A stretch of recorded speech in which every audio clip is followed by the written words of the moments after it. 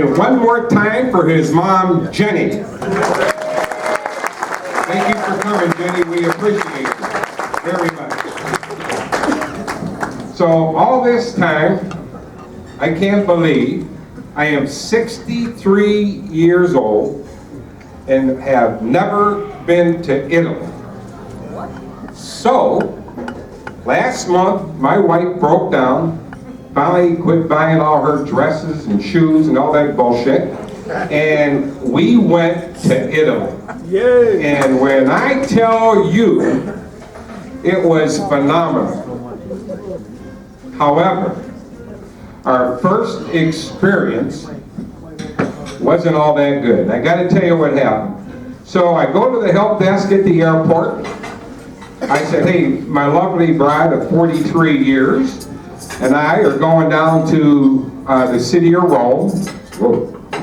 And so how do you recommend we go? We go by train, we go by bus, taxi, whatever. She said it doesn't matter. It's going to be $48 one way or the other. So just grab a taxi, you're going to pay 48 bucks. I said, this is awesome. So sure enough, we get in the taxi, we wave a taxi down, and we said, you know, we told the hotel that we're going to. Meanwhile, my anal wife is putting it into Google Translate. She's making sure we're going to the right place, right time, right hotel, and all that. And so we're going for a little bit, and the guy turns on the meter.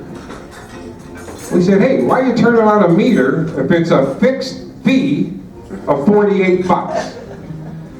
And he said, meanwhile, he's talking in Italian, and Barb is typing his shit in there as we're going.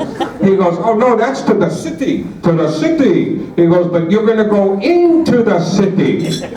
I know right now we got a Tony Soprano on our hands. I'm telling you right now, this is not going to work out well. So anyhow, we get in there, and so we go downtown. I go, hey, they told me $48. He said, no, it's $48 to the city limit. You're going to the hotel, you're going further, it's $120. Now, this is the first person that I have met in Italy, and I'm so excited to be there. My heritage, all four of my grandparents are there. I am fired up. Well, now I'm pissed because we're paying $120. He can't talk English. Barb can't type quick enough for the translate. I know this is going in the wrong direction. So anyhow, we get to the hotel. He said 120 bucks. And I ain't gonna lie to you. I gave him the old chin action. I went like this. Yeah.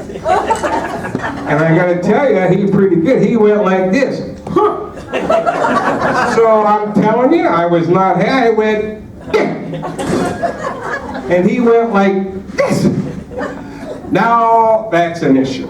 So I said, meanwhile, I don't know how I'm gonna handle this, but he just said, real thing, he said, I need 120 bucks one way or the other.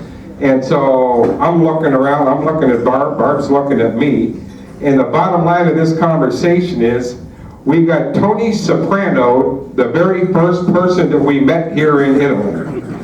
So then, meanwhile, I'm a nervous wreck.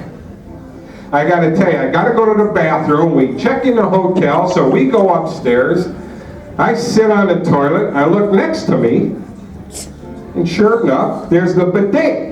I'm looking, I'm like, I've never been on a bidet before. So what do? I squat down like this. I went, I did my duty. Then I went down like this here. So I'm down like this here, and I turn on the water, and sure enough, my back, my butt, everything's soaking wet. So I didn't panic. I sit up like this here. Do one more break. That's a first for me, I gotta be honest with you. Barb, you want to dance or no? Anyhow, so I sit up like this and I point the spout down and I get back on the bidet. I went like this. I turned the water back on. The water flew by my nuts and went, yeah, and it went right into Barb's makeup bag. Now, I'm going to tell you, I am scrambling. I'm going to tell you, I'm cleaning that shit up like right now. Okay? So, anyhow, so her makeup got, I ain't gonna lie to you, it was ugly. I'm scrambling. She's in the other room. We're on vacation. She don't have a clue. And I am working like a maid getting this shit done. So anyhow, I went in the other room. I cleaned up what I thought I could. So I go in the other room, and she goes in. She goes, honey, we going to dinner tonight? I said, absolutely. First night in Italy. Are you serious? So she goes to put on her mascara. She goes, damn, this smells crap. What's going on here? Something stinks in this here. I said, honey, I have no idea. And she turned around and saw water on the mirror, water on my butt, water everywhere. So anyhow, I got to tell you, give my wife a round of applause because she didn't kill me in the sleep that night.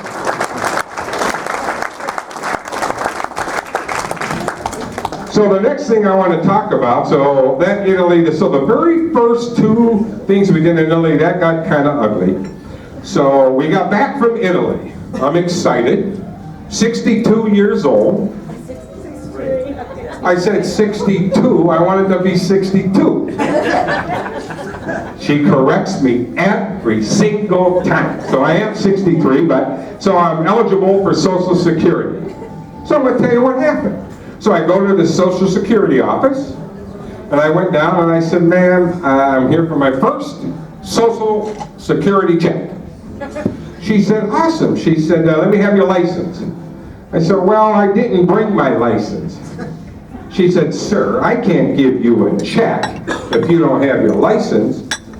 I said, ma'am, I really need the money. I need to have my check. She said, sir, no license, no check. So what I did was, I opened up my shirt. I said, look at the gray hair on my chest. You know I'm 62. I took my toupee off and threw it on her desk. I took my false teeth out and put them on her desk. And she goes, sir, anybody that is going to do that, I'm giving you your check. So I said, perfect. So she gives me the check. I get in the car. I couldn't get home quick enough to tell my wife, you can't believe this. This social worker, as you know, working for the state, gave me my check without a license. She said, well, you should have got 2 checks. I said, 2 checks? Why? She said, well, if you would have dropped your pants, you would have got a disability check also. And I got to be honest with you, I don't think it's that funny.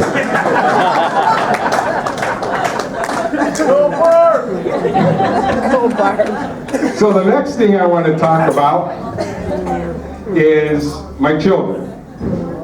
I got to tell you, we have 4 children. When I tell you I have the world's best children, yeah, right. Like my daughter Carla here, as we're talking about a couple things, she went ahead and she's pregnant. She's going to have a baby in February. I am really hoping this baby comes early. I need the fucking tax deduction, okay? So if it comes early in December, we're going to get a tax deduction. But I don't know if that's going to happen. Anyhow, show of hands. How many of you men out there have tried Viagra? Show of hands. Okay. Barb, you're not a man. She'll try anything. So anyhow, let me see, we have about 135 people here. We only have 3 guys that raise their hand that have tried Viagra. I ain't gonna lie to you, that's bullshit. I'm gonna tell you like it is. That just ain't right. Todd, I'm looking at you, I know you have, and you didn't raise your hand. So I gotta tell you what my wife does. When my wife kind of wants to get a little frisky, me go to Pound Town, let me tell you what my wife does. She'll put that Viagra in my oatmeal. So she knows when I get home, that thing's going to go. You know what I mean? Now, when she's pissed at me, though, at night when I get home, she'll go ahead and she'll put 2 Viagra in my soup, and then she leaves. Now, all you men out there, you know what I'm talking about. That puts you in the blue category. You know what I mean? All the men know what that blue stuff going on. All right, how many of you know what does... Help me, son. Oh, what does Viagra and Cedar Point have in common? You guys are a bunch of dumbasses. That's an easy one. This is an easy one. I gotta tell you, you gotta wait 2 hours and you only get a 2-minute ride.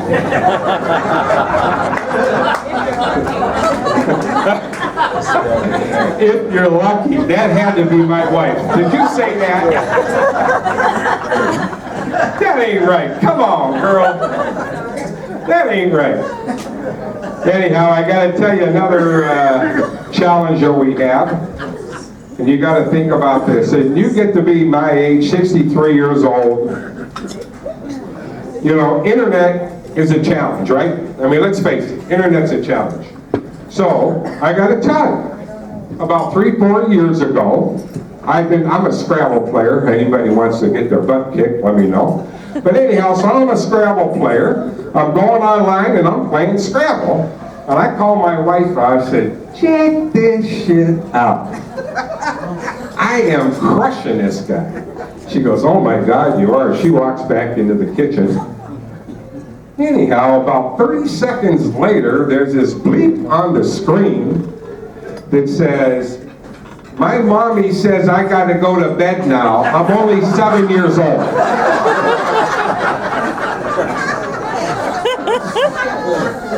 That ain't right, seriously, that ain't right. The other internet challenge, and I'm gonna tell you like it is right now, and this is gonna create a little bit of excitement here, but hey, you know what, I'm a big boy, I can handle it. But I tell you something that's driving me absolutely crazy. A show of hands.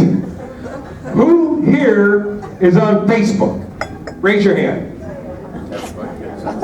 Perfect. Okay, so we have a good, here we go. But I'm going to tell you what drives me absolutely nuts. You know, these people on Facebook, first of all, you have you have a lot of different people on Facebook, right? But I'm going to tell you this, it drives me absolutely nuts. You have that helicopter mom. That's the number one. The helicopter mom is the one when she says, oh, Johnny went poo on the toilet today. We really don't give a shit. Even though Johnny did, we don't care. And then the other one, I got to tell you, is the traveler. And let me tell you about the traveler. He's the guy, which I have a nephew that does this. He'll go from Ecorse to River Rouge, and he'll put on Facebook, hey, I'm going to buy mulch at Home Depot. Oh, that's really something we want to know, right? You got to be kidding me. And then you have the anchor newscaster. These are the best. Anchor newscaster. Oh, everybody pay attention. Bill Clinton's whistleblower is coming into the office. In walks Monica Lewinsky, the whistleblower. So, you got to think about this. I think sooner or later, people have to keep some of that stuff to themselves. I said the Scrabble. What am I missing, son? I'm getting close. You know I've had a couple glasses of wine. Normally my wife keeps me on track here, but I got to be honest with you, I'm forgetting half my shit. Johnny, help me. All right, so let's talk a little bit about that. We talked about the internet, the Facebook. Let's talk about my daughters, my kids. How about this? Check this one out. My kids kept bugging me about having, calling them in sick to school. They wanted to skip school. And I got to tell you, they're not the rocket scientists in this room either. So I'm going to tell you, they needed to go to school. However, Carla said to me, and Andrea said, Dad, one time, please call us in sick. So I said, okay. So, sure enough, I said, dial the phone. They dialed the phone. And the attendant's office answered, and I said, this is Mark DeBarrel. I'm calling.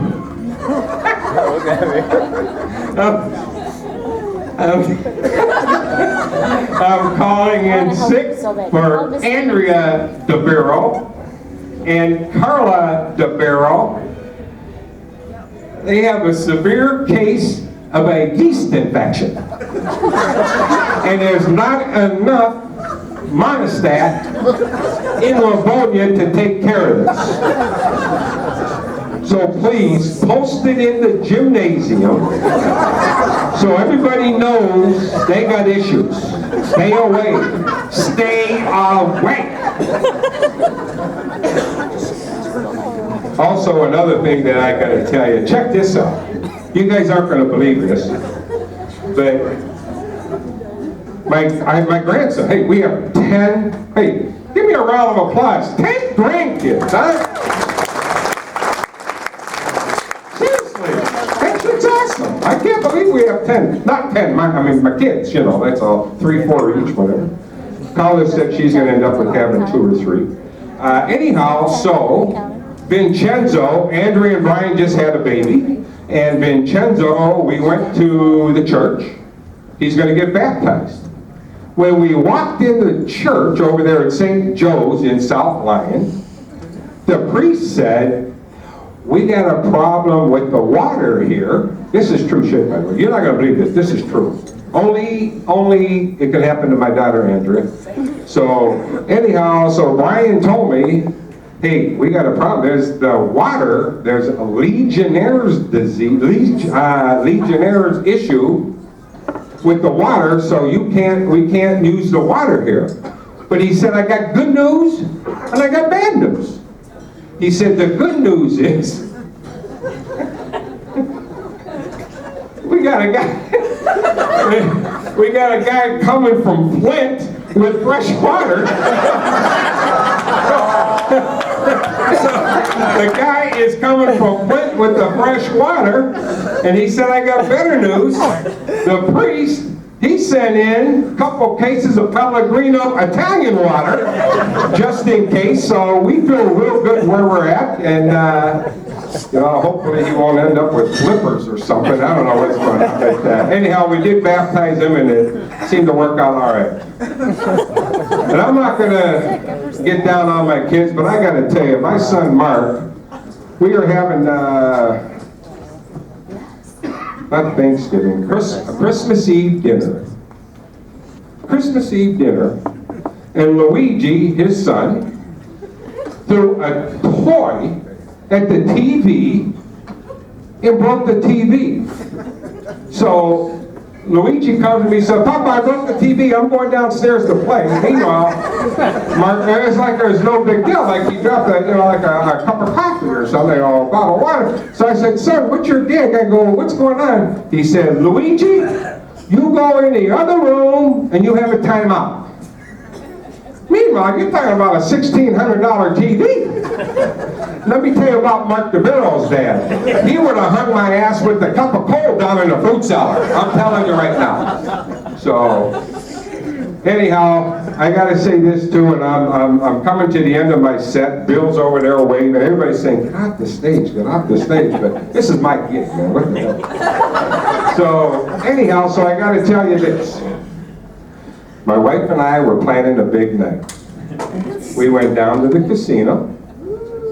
It was awesome. Well, I gotta be honest, things were a little tight. We went to Greektown, but still, it was the casino. And so then, what did you say, Sarah?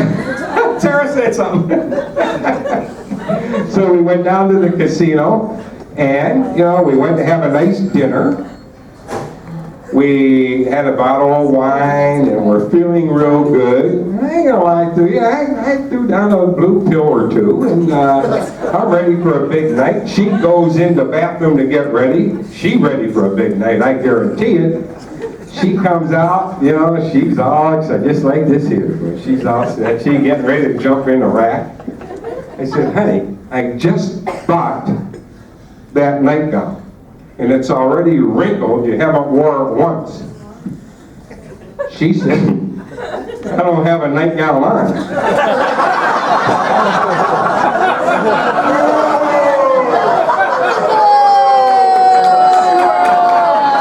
I'm going to end it with that one. I got to tell you right now, it doesn't get any better than that.